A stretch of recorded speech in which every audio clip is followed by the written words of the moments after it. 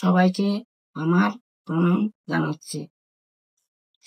সিডনিতে হয়ে যাচ্ছে বিজয়ী সম্মেলন 2025 এর আয়োজন উপলক্ষে আমাকে নিমন্ত্রণ জানানো হয়েছে জেনে আমি সত্যই আনন্দিত।